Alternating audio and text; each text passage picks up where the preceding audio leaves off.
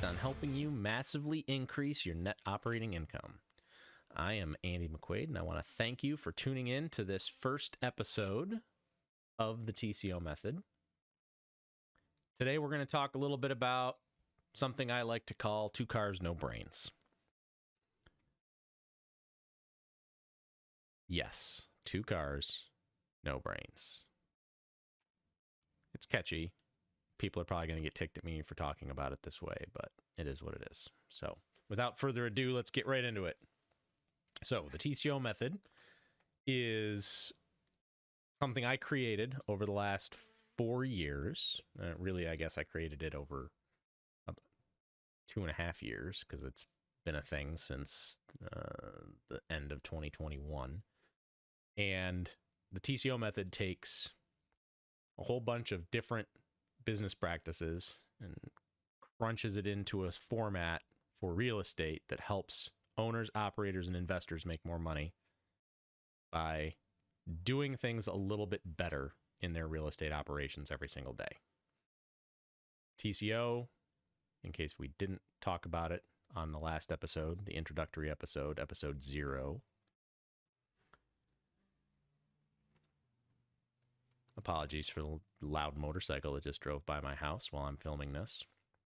In any event, the TCO method, TCO stands for total cost of ownership, right? And so the plans for disposition of the property or the portfolio change depending on whether the plan is to keep it for 20 years or if you're going to flip it and sell it in a year. And it doesn't matter if we're talking about a single family home, duplex, quad, 6 up, 10 up, makes no difference. The principles that apply to my bread and butter cookie cutter customer, which is commercial multifamily, right? 100 plus doors at a complex, sweet spots 300 to 650 or more. But obviously there's not a lot of 650 door apartment complexes out there using it yet, but the best success has always come off of those because it scales the best. In any event, this show is dedicated to discussing and teaching some of the stuff that goes into operating properties for income, but I don't want to talk about tenants unless it's talking about how to make more money from tenants being in the property or how to make more money by reducing the costs incurred by having tenants in your property, or how to operate your property in a way that puts more money to the bottom line across over a dozen, maybe 15 different lines on your P&L. Right? Net operating income includes everything except for your capital expenditures, cash reserves, and income taxes. Now, the problem is that for the last, call it 14 years, quantitative easing and near zero interest rates and all of those other things have made real estate very profitable. The problem with that has been that that profitable real estate was being operated in a way that threw out operational best practices and standards that have been established for 40 or more years prior to that. Zero interest rate made it so bad business ideas and bad operational practices still made money. Free money is stupid, okay? If you don't agree that all that free money is the reason why we're seeing bank collapses, is the reason why we're seeing investors being told that their distributions have been paused, is the reason why we're seeing capital calls on syndicated properties, whether it's industrial, multifamily, whatever. Free money and a lack of understanding of reality and bad risk management practices are why the industry is suffering the way it's suffering now. Okay? You don't have to like it. If you don't agree with me, Send me an email. Tell me why you don't agree with me. Give me facts. I said this on the last preview episode. I'm saying this now. Email me, podcast@tcomethod.com. I'll either talk about it on the show or I'll respond in an email. However, if you're just going to email me and tell me I'm stupid and that I'm wrong, then you need to back it up. Tell me why I'm stupid and wrong. And if I think your argument is good, I'll change my mind and I'll talk about it on the show. If you don't think that that's, if you're not going to bother to do that, if you don't think that that's worth your time, then don't bother emailing me.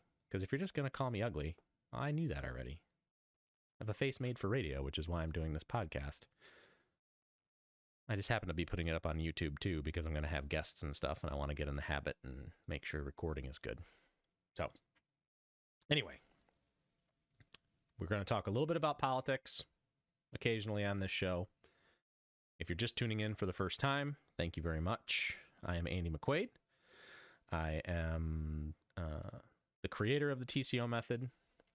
I wrote a book on it, which isn't out yet. Pre-orders should be going live in the next few weeks. If you're interested, go to tcomethod.com and take a look. I teach some courses on the TCO Method. I'm very involved in the local Home Builders Association here in Rochester, New York. I am very involved with the local Real Estate Investors Association here in Rochester, New York. And I've been involved in real estate and construction in various forms since 1997. The first 20 plus years of that as a provider of goods and services, and the last 4 years as a consultant, providing services to large multifamily operators that are looking to make more money, improving their NOI, right? So the TCO method massively increases your NOI, net operating income, and that's what the show is focused on. I want everyone in my audience, which is probably 3 people right now, but everyone in my audience, I want you to understand that this show is made specifically for real estate operators, investors, and owners that are looking to do things a little bit differently to make some money. Right? Times are tough. Costs have gone through the roof for the last 2 years. Interest rates are stupid. NOI is a big problem. Lots and lots of operators are being surprised right now by the fact that their insurance has doubled in some cases. Lots of operators are being surprised by the fact that they have to now pay more in property taxes for that property that they just put a note on and registered with the county office that's double or triple what they paid for that property. Like, hey guys, surprise! If your property value goes up and you record a mortgage at the county, your taxes are going to go up. I don't know how else to explain it. It's not a hard concept, and yet we still manage to miss it. Stuff happens. We get busy, right? Lots and lots of operators out there. Majority of operators in real estate get very, very involved in their business, and they forget that they need to take a step back and work on their business, right? It's like not being able to see the forest through the trees. All these cliches that everybody says, blah, blah, blah. You can't see the forest from the trees. Well, no, you probably can't, because you're literally standing in front of a tree, staring at it from 3 inches away. And it's not your fault. I mean, it is your fault, but it's easy to get sucked in to the day-to-day of your business and not actually realize that you're so focused on the day-to-day that you're not doing the things you need to do to hit your goals. And everybody wants to make money. That's always a goal. Yeah, right. You're correct. Everybody wants to make money. And yet, over 3 dozen customers that I've worked with in the last 4 years that are specifically in real estate. I'm not talking about the big three consulting firms. I'm not talking about the banks that I talk to. I'm not talking about the investors that the banks call me and have me speak to about certain products in the States. I'm not talking about any of the crazy, weird, projects I've done before. I'm just talking about in the day-to-day operations that I walk into that are specifically involved in real estate. All of them want to make more money, right? And yet every single one that I have done a project for is lighting money on fire because they don't actually understand what everything costs them. Right? And this is why this episode is called Two Cars, No Brains. And I don't know that I'm going to tell everybody what my episodes are called beforehand, but this one seemed to be a good hook, so I'm going to talk about Two Cars, No Brains. What is Two Cars, No Brains? Two Cars, No Brains is an adapted story from a client that I've done work for, where they had a choice to make. Specifically, a project manager doing a construction project, but it was a direct employee, right? Because sometimes we see that some of these larger operators, more experienced operators, will bring an internal team in to do a rehab on a house or an apartment or whatever, because you get more, you get more cost controls, you get more write-offs in some cases, but more importantly, you can guarantee quality of work. You can make sure that you've got control on the job and the supply chain. You can make sure that things are done to the satisfaction of, your operational standards, et cetera, et cetera. So there's a lot that goes into deciding whether or not you're going to operate a rehab or a turn or a green up or a CapEx project with your own crew. And a lot of that is understanding what the skill sets of your crew is. And some are better than others, right? Priorities change. So the industry as a whole, in case you've been asleep, has seen costs skyrocket. So there's a lot of pressure to get things done quickly. Number one, because of the delays that have littered this industry for the last 3 or 4 years, thanks to the pandemic. Number two, because the cost of labor has gone up. So the faster you can turn a project, the more money you stand to make, because you're going to have less downtime. You're going to be able to lease that unit and get somebody in there and make more money. So time is money, money is money, right? Utilities are money. Labor is money. Overhead is money. It's all money. Everything's money, right? At least it should be. And yet, I constantly see these businesses that just light money on fire because they've always done it that way. And that's always the answer. I like this because I've always done it this way. Or I like this because I found it on XYZ. Or I do things this way because it's always worked for us in the past. But then when you sit down with them and you kind of open up the books and you look at what they're doing and maybe some of the alternates that have come out in the last 5 or 10 or 15 years, depending on how established this operator is, and you can show them on paper, like legitimately, what you're doing is costing you 5 figures a year from one item that you're using in your properties. And there's almost always pushback, right? There's almost always, I've been doing this forever and I know what I'm doing and I'm never wrong. Okay, those people aren't coachable and I won't work with those people 9 times out of 10. Sometimes they just haven't looked at it in the right light, and you can usually figure that out when you sit down with them within a half hour to 45 minutes. There are some people who will religiously, and I say religiously like I've never seen them not, like religiously step over dollars to pick up pennies. It just is what it is. You can't fix those people. Okay. And I don't waste my time like trying to help them. Like if they want to change what they're doing, they need to actually show that they're going to do what I'm telling them to do. Because the job of a consultant is to go into a customer's office and to leave them in a better position than before you walked in the door. Like when I complete a project, I want to make sure that my client has the results that we talked about. It does not help me to go in and consult on something and have things stay the way they were. Like, that's not good for me. That's not good for my name or my reputation. It's not good for my customer, because then they've paid me for something they didn't get. Now,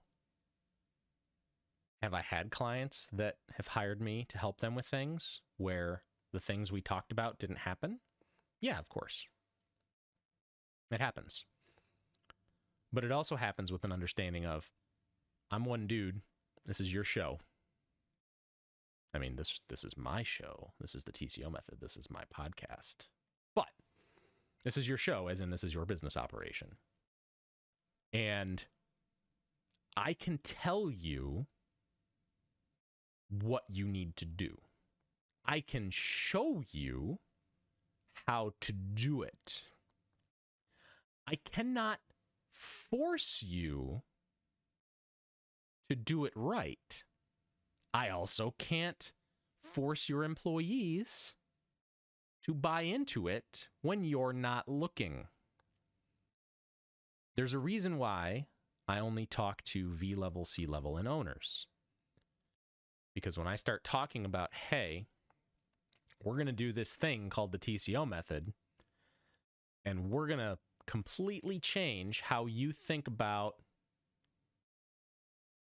how you run your operations on maintenance, CapEx, and purchasing and procurement, if you even have a procurement, which most don't. Eyes glaze over when you say procurement, more on that later. But when you go into an office and you talk to what we call in sales a gatekeeper, you say, hey, I'm here, I want to talk to Bob. And Bob, I want to save you money. Well, if that gatekeeper's a secretary, their job is to keep you the heck out of the Bob's office. Okay, if that gatekeeper you're talking to is somebody whose job is going to be directly impacted by what you tell the boss, they're going to do everything in their power to keep you away from that boss. And you might talk to somebody, you might walk in the door and you might say something like, hey, I'm here to save you money. And I can do it in this and this and this and this. And here's what my old customers have said. And here's all the cool stuff I've done. And this is where I've been and who I've worked with and la, la, la, la, la. If you walk into that boss's office and you make it look like that dude that's running their maintenance crew, or that dude who runs their CapEx crew, or that office manager looks like they've been asleep at the switch for the last 5 or 10 years, you're never going to get to see that boss. That's reality. There's a lot of ego in construction. There's also a lot of, I've been doing it this way for forever, and why should I change if it works? Like, I get it. But in case you haven't looked around, times are tough right now. No one wants to fire their people because you can't find people to replace them. Okay? No one wants to go out and get rid of a vendor that's been with them for 25 years. The cost of making changes like that is astronomical when you actually look at it on paper. It's stupid how much money goes away. But if you're operating a business to make money, right? To put food on your table and your employees' table, why wouldn't you at least look at a way to make 5 or 6 or more figures every single year? The TCO method is focused on making more money by increasing NOI through better decision making without having to terminate employees. You don't have to lay anybody off. You don't have to fire anybody unless they're a complete screw up who refuses to change, right? The goal of TCO method is not to increase NOI through deferred maintenance or through cutting labor headcount. Those are not the goals of the TCO method. You may be able to reduce headcount, potentially. But instead of reducing headcount, why aren't we doing what smarter businesses are doing outside the real estate industry, where when we have unused hours, when we're paying somebody to not be productive, well, why aren't we creating ways for them to be more productive? Why aren't we taking people with downtime and putting them on things that can help make the company more money or address more issues, right? So all of these things go into 2 cars, no brains. So we're going to go back and we're going to talk a little bit about this decision maker at this property management firm who had a choice and was offered two options, okay? And we're going to reframe this in the interests of privacy for my clients, or potential clients in this case, where they could have purchased vehicle 1. Vehicle 1 is $20,000. Has a 1-year warranty. We're making this up, okay? It's not really a car. If there was a car out there that came with a 1-year warranty from the factory, no one would buy it. But all things being equal, this is a story. Just run with it, okay? Thank you. Car 2 is $35,000. Okay, so car 1, 20. Car 2, 35. They look the same. They take the same amount of gas. Car 2 gets way better gas mileage. All right, car 1 gets 20 miles to a gallon. Car 2 gets 35 miles to a gallon.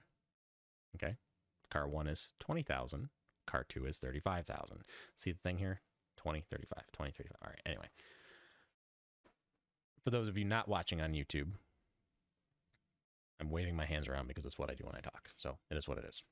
Anyway, car 1 with the 1-year warranty that was 20 grand that gets 20 miles to a gallon also has predictable maintenance that needs to be done to it, right? I'm not just talking oil changes, right? That's part of the daily whatever. But there's certain things that are known to fail on vehicle 1. Now, all things being equal, vehicle 1 and 2 look the same. Same brand, let's say. Same company. You're going to buy it from the same dealer. Same relationship. Okay? So, level the playing field. More money. Better warranty. Because the $35,000 vehicle 2, that one's got a 5-year warranty. Okay? So, you got a 1-year warranty, 5-year warranty. But we know that this vehicle, both of them, they're going to require oil changes. They're going to require gas. They're going to require new tires, brakes, all the things that aren't covered by warranty, right? Just operational stuff. We also know that anything that breaks is going to be on you after year 1 for the $20,000 car. The $35,000 car, that one, you're not going to own the stuff that breaks unless you break it by getting in a car accident or hitting it with a sledgehammer, right? Or if, you neglect it in some way where they can say your warranty is void, vehicle 2. So we know things are going to start failing because we do some research, right?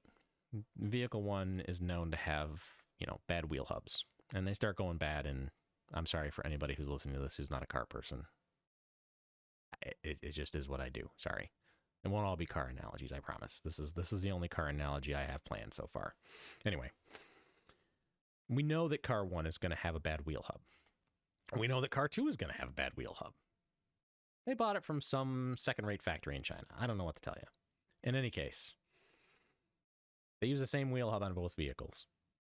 It's a problem for vehicle 1 because it's out of warranty in a year. So you're going to pay the materials and the labor to correct that problem when it fails before your wheel falls off while you're driving down the highway. Vehicle 2, well, we know it's going to have the same problem, but it's going to be free. And we're not going to have to pay the maintenance, the labor, or the materials for that for up to 5 years. Cool. And we'll just say that's the only problem with it. We're not going to get into the fact that vehicle 1 that gets 20 miles to a gallon, well, After about 3 years, mileage is going to go down. Like, it's going to go from 20 miles to a gallon to like 15. Because there's just stuff that wears out that needs to be replaced. And most of the time, it's not going to get replaced. So you're just going to deal with the 15 miles to a gallon for vehicle 1. Vehicle 2? Vehicle 2 doesn't have that problem for 15 years. Forget the warranty being 5 years. It just doesn't happen to vehicle 2 for 15, okay? So there's that. Now, looking at this on paper, I've got a $20,000 vehicle. I've got a $35,000 vehicle. That's 15 grand. That's a lot of money, right? And I'm going to drive the average mileage. I'm going to drive 12,000 miles a year. So I've got vehicle 1 at 20 miles to a gallon right now because we're not to year 3 yet. And I got vehicle 2 that gets 35. And we're going to do 12,000 miles for both. And I said I'm not going to do math in the introductory episode or the preview episode. I said I'm not going to do math, and I'm not. So we're just going to say vehicle 2, from a fueling standpoint, costs a lot less to take care of, to pay that bill, because it's going to get a lot more miles per tank. So a lot fewer tanks to fill up than vehicle 1. Okay? How long are you going to keep the vehicle for? That matters. Are you going to keep this vehicle for a year? Because maybe if you're only going to keep the vehicle for a year, the $20,000 vehicle is a better buy. Well, why do you say that, Andy? That doesn't sound right. Why would you want to pollute like that, Andy? I'm not talking about pollution. This is strictly numbers that can be proven out on paper involving the finances of operating. We're not getting into secondary issues right now. That's for another day.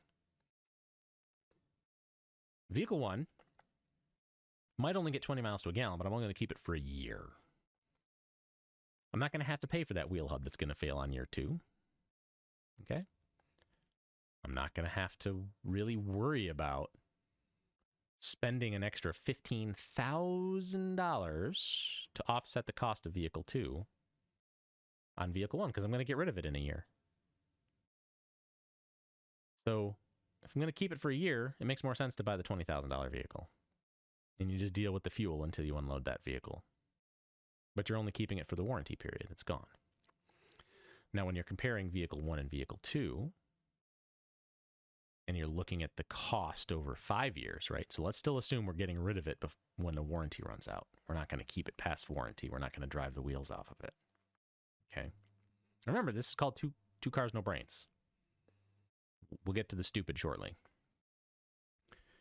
Vehicle 2 has a 5-year warranty, right? Vehicle 1 has 1 year. We know we're going to get a wheel hub every 2 years on vehicle 1. And we're going to pretend that that's the only issue other than at year 3, fuel usage goes up because you're going to lose 5 mpg. Okay. So in year 1, costs are equal, with the exception of the vehicle 2 having a higher car payment. Okay. And vehicle 1 is going to spend more in gas. So let's call that a wash on year 1 and 2. And in year 2, vehicle 1, the $20,000 20 mpg failing wheel bearing has a wheel bearing fail. And it doesn't fail while you're driving on the road and you don't kill anybody. There's no insurance claim. You're lucky. You get it fixed. Call it $1,000. Okay. Vehicle 2 has the same problem. 35 miles to a gallon. That repair is free. No labor, no materials. Got it. And then another year goes by and all of a sudden your gas mileage on vehicle 1 goes down to 15. Okay. Wheel bearing still got half its life left. The other vehicle's still going strong at 35 miles a gallon. What you're spending on the 2 vehicles now has shifted, right? Your annual expense for your payment for the $20,000 car is now equivalent to what you're spending on the $35,000. Year 4, another wheel bearing. Dang it. So your wheel bearing, now you're too deep, and guess what? Inflation. So now that wheel bearing costs you $1,200 this year. to repair. Dang, that stinks. All things are equal. It's looking really bad for vehicle 1 right now. Like, it was cheaper, it's falling apart, I had to pay for those repairs, blah, blah, blah. Okay, year 5 comes along. All repairs are still covered. Still getting 35 miles to a gallon. This thing's a freaking jalopy over at vehicle 1, right? It's just depreciated like crazy. It's garbage. It's yeah. I'm not going to name any brand names because I'll get in trouble with somebody. So now you've got these 2 vehicles. And when you go to total everything up, right? You're paying them off. It's the end of year 5. Both loans are gone. If you're buying a vehicle with a 72-month loan or longer, you're doing it wrong. Okay. If your loan outlasts your warranty, you're doing it wrong. The end. All right. Anyway, you've now spent more money overall on vehicle 1 than 2 at the end of year 5. Interest rates were the same. Payments were obviously different because there were different dollar amounts. But the maintenance and the day-to-day operations killed you on vehicle 1. Now we're going to apply this into property management. We're going to apply this into a product that was purchased for a property.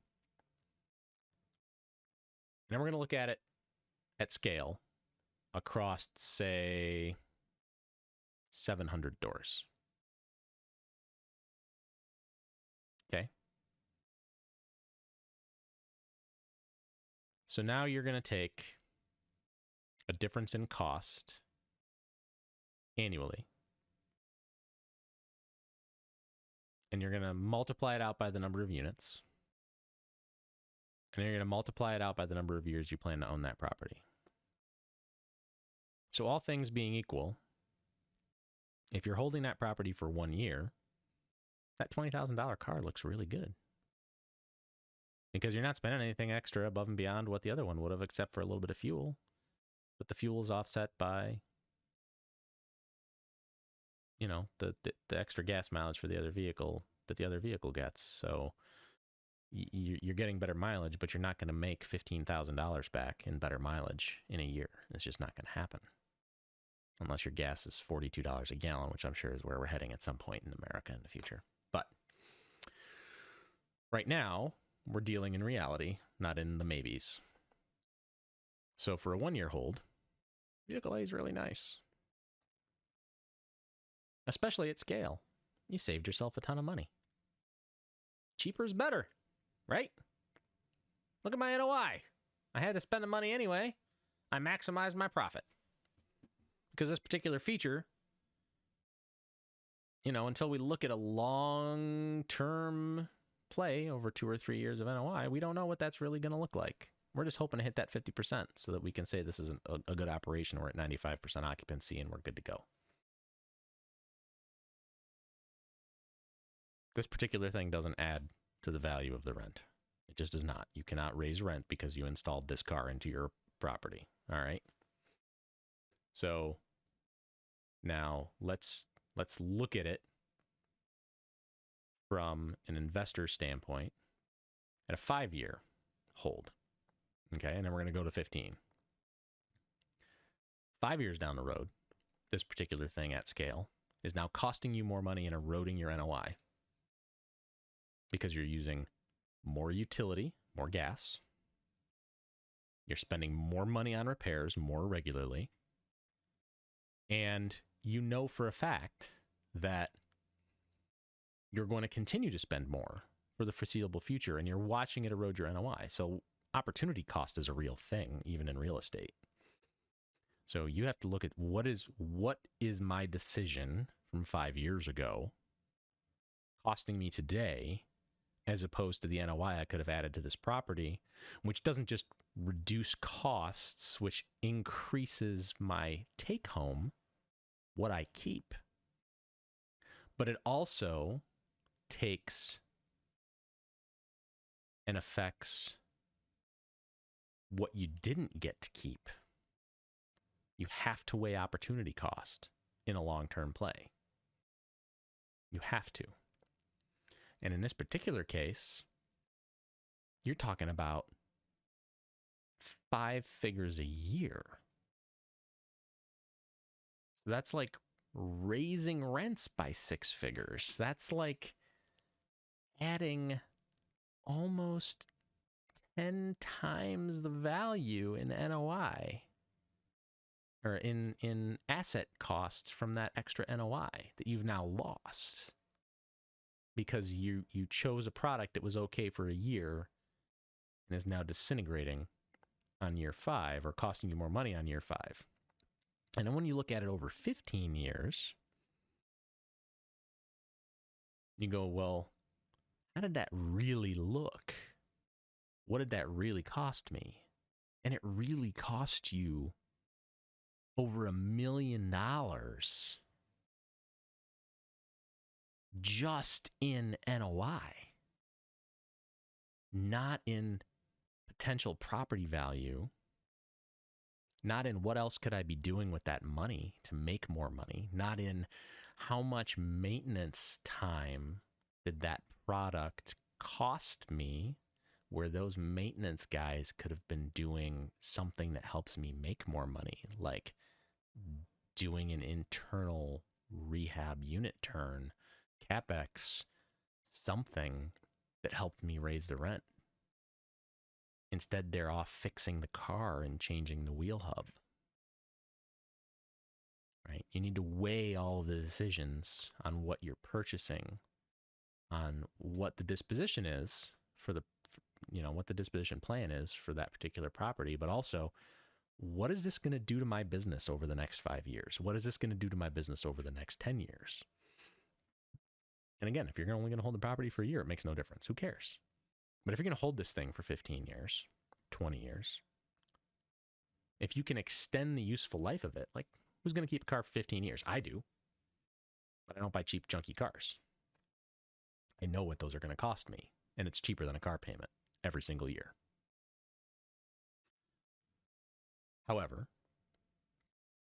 what if you had something you could put in an apartment that you don't have to change it as part of your unit turn because it's still doing what it was supposed to do with no issues after 7 years or 8 years, whatever your useful life is for your apartment renos? Why would you not want to have something that doesn't, and again, it doesn't increase the rent. You can't say I put this in and now I'm going to charge you more. It's not like a granite countertop or a hardwood floor or tile or really fancy light fixtures or something that adds curb appeal. Like, you can't charge more money for this. You have to have it. It serves a purpose. But you're not going to get paid more because you're using this one versus that one. That's not where it comes in. That the play is on what's that impact to your NOI, and why would you want to spend the $35,000 now as opposed to the $20,000 now to put this thing in? And it's all about that opportunity cost and that NOI. You want to make sure that you're adding value to the property somehow with every single decision you make. It needs to meet compliance for whatever the municipality is and whatever your standards are and whatever your insurance company forces down your throat, right? You need to make sure that it's not hideously ugly and it's not going to reduce the value. You need to make sure it does the job it needs to do so your tenants don't complain. You need to make sure that your maintenance is minimized. You need to make sure that your utility use, if you're paying for it, is minimized. But you also want to make sure that it's not going to have premature failure issues that are going to cost you more down the line, and that it's not going to, its performance isn't going to degrade over time. So this particular guy, we're going to go back and we're going to call him Bob. Bob paid for the $20,000 one. And 3 years after doing that, lo and behold, Bob gets a bill because there was an unexpected repair. Oh, they're paying for the gas, but all of a sudden the gas bill went up by $20,000 in a month. And the utility's like, yeah, sorry, man. You've used it. You're paying for it. Don't really care if it got just evaporated or used by a tenant that didn't care. Like, it's gone is gone. You're paying the bill. It doesn't really matter whether you had control over it or not.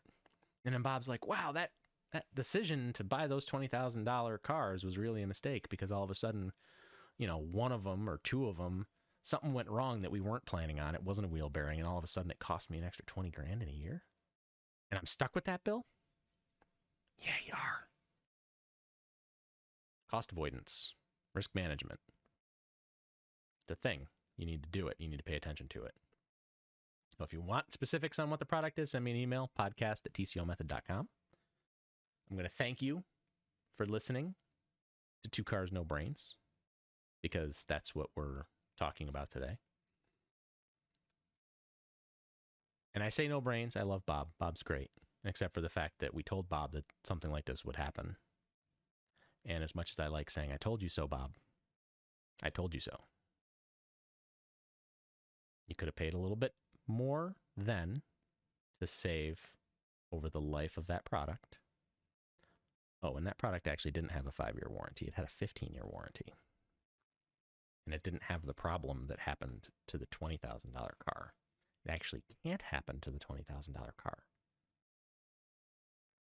So there's a lot of things that go into it, and having some knowledge of how things work and why things work the way they work and why something might cost $15,000 more could have a benefit if you're in it for the long play. If you're in it for the race to the bottom and you just want to make your money now, you're not going to like this show at all, and I encourage you to unsubscribe. For everybody else, thanks for tuning in. I appreciate your time. Next time, I think it'll be, I don't know when it's going to hit. Next episode's going to be good. We're not going to have a guest. It's just going to be running my mouth again. But make sure you tune in, because it's going to be Tuesday and Thursday every single week until the end of time. Hopefully. I'm definitely not going to be the guy who makes 3 podcasts and never makes another one, because that's embarrassing. Thank you for tuning in to the TCO Method, the only show that helps you massively increase your ROI.